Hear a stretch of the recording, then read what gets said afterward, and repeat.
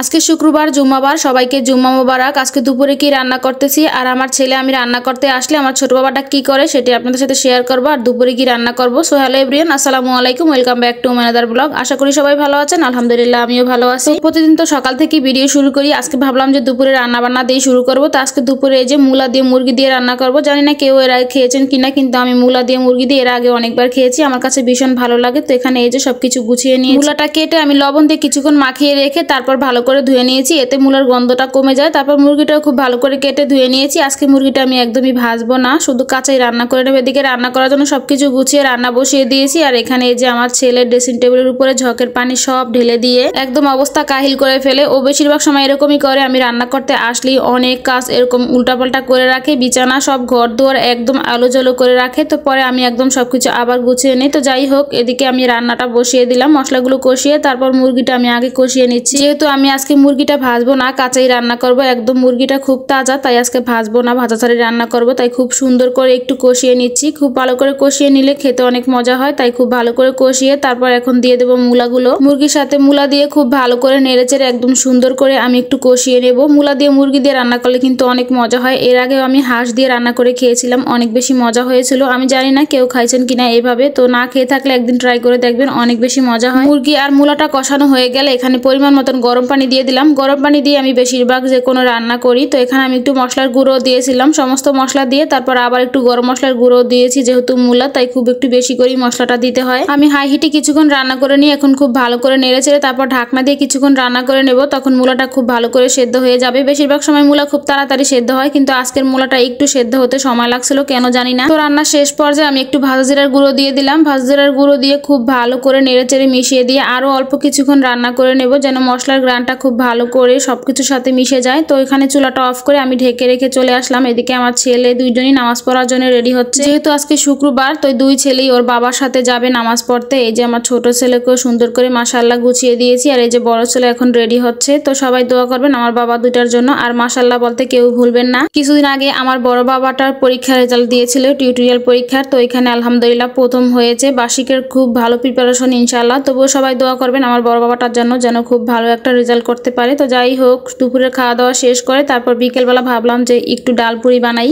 তো যেই ভাবনা সেই কাজ, এই যে ডালপুরিগুলি বানিয়ে নিচ্ছি। তো কয়েকটা ডালপুরি আমি একদম ঝাল ছাড়া আমার ছোট বাবাটার জন্য বানিয়ে নিচ্ছি, আর কয়েকটা ডালপুরি মানে বেশি করি আমরা একদম বোম্বাই মরিচ দিয়ে ডালের সাথে খুব ভালো করে ভেজে নিয়েছিলাম। আর ডালপুরিগুলো মাশাআল্লাহ সবকটা খুব সুন্দরভাবে ফুলকো ফুলকো হয়েছিল। আর আমি যখনই যা বানাই আলহামদুলিল্লাহ সবকিছুই খুব সুন্দর হয়। আর আমার বাচ্চা, আমার হাজবেন্ডরা তো অনেক বেশি পছন্দ করে আমার হাতে যে কোনো রান্না বা যে কোনো কিছু। আজকে ডালপুরিটাও কিন্তু অনেক বেশি মজা হয়েছে, যেহেতু বোম্বাই মরিচ দিয়ে বানানো হয়েছে। বোম্বাই মরিচটা খুব সুন্দর গ্রান ছিল, তাই অনেক বেশি মজা হয়েছিল। আর আজকের মতো ভিডিওটা এই পর্যন্তই। সবাই ভালো থাকবেন। ভিডিওটা কেমন হয়েছে অবশ্যই কমেন্ট করে জানাবেন। আল্লাহ হাফেজ।